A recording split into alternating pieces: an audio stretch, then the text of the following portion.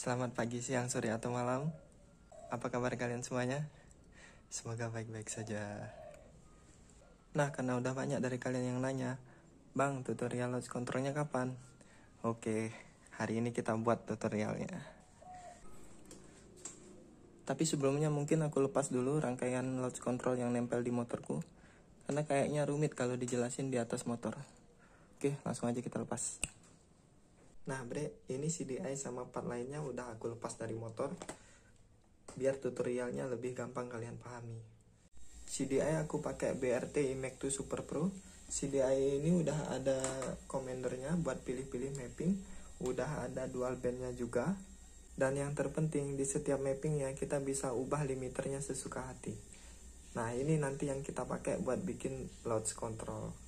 Sebenarnya nggak harus pakai BRT Imac 2 Super Pro. Ada CDI lain yang di setiap mappingnya limiternya itu bisa diubah. Nah kalian bisa pakai CDI itu buat bikin launch control. Contohnya mungkin kayak Rektor Pro Drag, dia setiap mappingnya bisa diubah limiternya. Ini kabelnya udah aku sesuaikan biar CDI-nya itu bisa hidup berfungsi normal kayak di motor.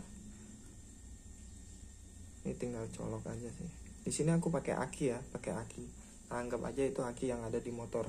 Terus kabel merah itu positif kontak.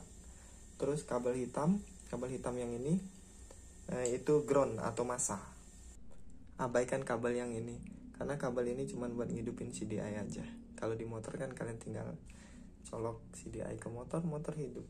Ini cuma buat simulasi aja. Jadi ini sekali lagi diabaikan. Fokus ke kabel yang lain aja. Kembali ke CDI. Nah, commander ini nggak akan bisa kita ubah mappingnya kalau jumpernya belum kepasang di soket dual bandnya. Jadi kita harus pasang dulu biar bisa ubah-ubah mappingnya. Nah, mapping yang biasa aku pakai itu di mapping 13. Ini bisa kalian sesuaikan sama spek motor kalian. Kalau soketnya kita lepas lagi, mappingnya akan balik lagi ke mapping 1.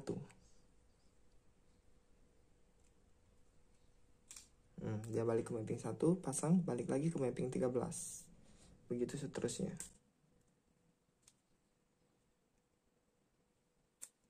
Nah, buat bikin launch control, soket ini yang kita manfaatkan. Jadi soket ini nanti kita sambung ke switch yang ada di handle coupling. Nah, jadi kalian wajib pakai handle coupling yang ada switchnya. Ini aku pakai R25, tapi nggak harus R25. Standarnya Satria juga ada, dan rata-rata handle coupling sekarang itu semua ada switchnya. Jadi switch ini nanti yang kita sambung ke soket dual bandnya. Nah, masalahnya switch yang ada di handle coupling ini dia akan berfungsi atau tersambung kalau dia ditarik. Couplingnya posisi ketarik kayak gini, dia baru switchnya tersambung. Jadi kalau kita sambung langsung switch dual bandnya itu ke sini, dia nggak akan berfungsi normal. Jadi kita harus ubah, kita balik si switchnya ini pakai relay. Relay yang aku pakai ini relay 5 kaki ya, relay 5 kaki. Jadi nanti si handle coupling, switch handle coupling ini dia nggak langsung kesambung ke CDI. Dia ngontrol si relay ini dulu. Jadi nanti relay inilah yang nanti mutus atau nyambung si soket dual band ini. Simpelnya gini bre, bentar aku lepas dulu soket-soket yang ada di relay.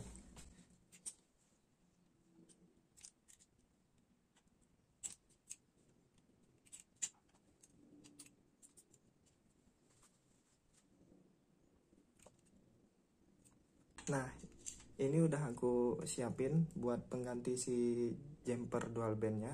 Ini yang nanti kehubung ke si relay. Oke, kita langsung pasang aja ke jumpernya.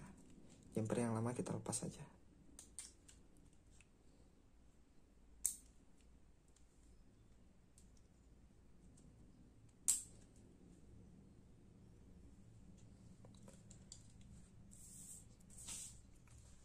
Nah, di sini ada 5 soket, ada 5 pin. Nah, buat pin arusnya itu pin 85 sama 86. 85 sama 86 ini pin arus.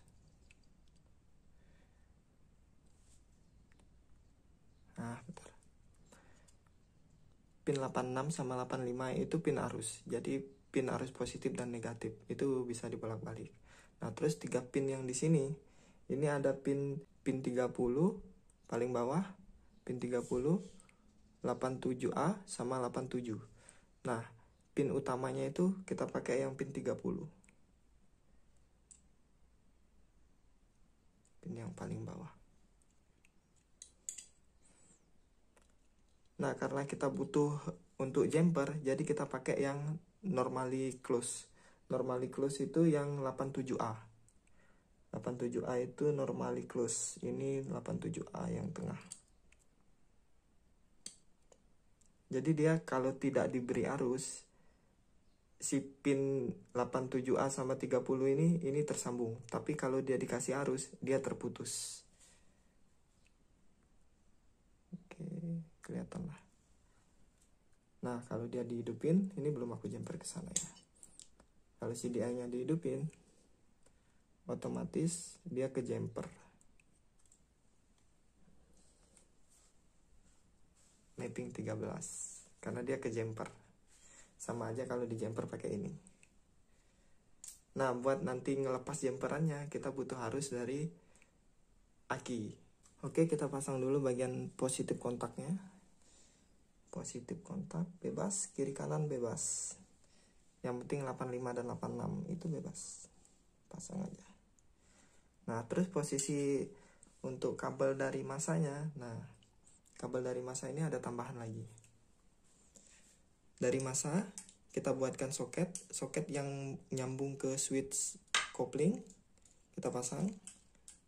Terus dari soket dia kan ada dua kabel masuk ke switch dan keluar. Nah, keluar dari switch itu kita pasangin saklar. Saklar ini nanti yang kita pakai buat ngaktifin si latch control. Jadi begitu dia on, latch controlnya aktif. Kalau dia di off, latch controlnya mati. Langsung aja kita sambung ke sisi satunya.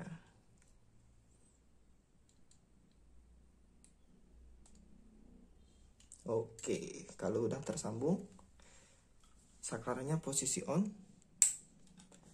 Nanti kita bisa kontrol latch controlnya dari sini. Kalau kita tarik kopling, mappingnya pindah. Tapi kalau koplingnya dibalikin, mappingnya pindah lagi ke mapping utama. Mapping utama ini mapping harian, mapping yang kita pakai buat motor dalam kondisi normal. Kalau kita mau hidupin latch control, hidupin saklar, tarik kopling, kita start, balik ke utama. Jangan lupa juga kita setting untuk limiternya. Jadi ini kan untuk mapping normal atau mapping harian. Di sini limiternya aku kemarin ubah berapa ya? Tinggal pencet kedua tombol ini bersamaan. Aku bikin di 13.000. Ini 13.000. 3,0 itu dibacanya 13.000. Nah, untuk mapping 1, mapping yang kita pakai buat latch control, bentar, kita ganjel dulu biar dia pindah mapping. Nah, mapping 1 ini juga kita ubah karena buat latch control itu otomatis lebih rendah. Di sini aku setting di 9.000. Jadi limiternya di 9.000. Tapi begitu dia dilepas koplingnya, limiternya balik lagi. Nah, ini posisi koplingnya ketarik, dia di 9.000. Posisi kopling dilepas 13.000. Nah, kurang lebih begitu rangkaiannya. Mudah-mudahan kalian semua paham. Tadinya aku mau bikin latch control pakai CDI 24 step, IMEC 24 step. Tapi berhubung si CDI ini error entah kenapa gitu. Jadi intinya remote-nya itu kadang connect, kadang enggak. Jadi aku tunda dulu. Ya, lain kali kita buat latch control pakai CDI 24 step. Buat kalian yang CDI-nya standar atau CDI aftermarket yang lain, jangan berkecil hati. Nanti aku buatin video tutorialnya. Bahkan CDI standar pun bisa dibuat latch control. Kalian tunggu aja, nanti aku buatkan videonya. Nah, sekarang aku mau masang ulang semua lagi ke motor nih, Bre. Oke, Bre, ini udah terpasang kembali di motor. Sekarang coba kita hidupin. Tapi di sini aku nggak ngidupin motornya karena takut berisik, suaranya bacot banget. Kontak udah on, engine cut. Nah, ini mapping 13, mapping normalnya. Nah, tombolnya aku taruh di sini biar lebih gampang dijangkau dari tangan. Latch control on. Saat kopling ditarik, mappingnya pindah. Mapping 1 yang limiternya tadi 9.000. Kita lepas pelan-pelan, masuk gigi dulu, lepas pelan-pelan, balik ke mapping 13. Jadi limiternya normal lagi. Nah, kurang lebih kayak gitu bre. Kalau yang kanan ini tombol quick shifternya. Memang lebih recommended si load control ini dipasang plus quick shifter. Jadi saat kopling dilepas, kita start, oper gigi nggak perlu tarik kopling lagi. Oke bre, mungkin itu aja video tutorial kali ini. Kalau kalian ada pertanyaan bisa tulis di kolom komentar. Nah, buat tutorial load control pakai CDI standar, kalian pantengin aja channel YouTubeku. Oke, goodbye.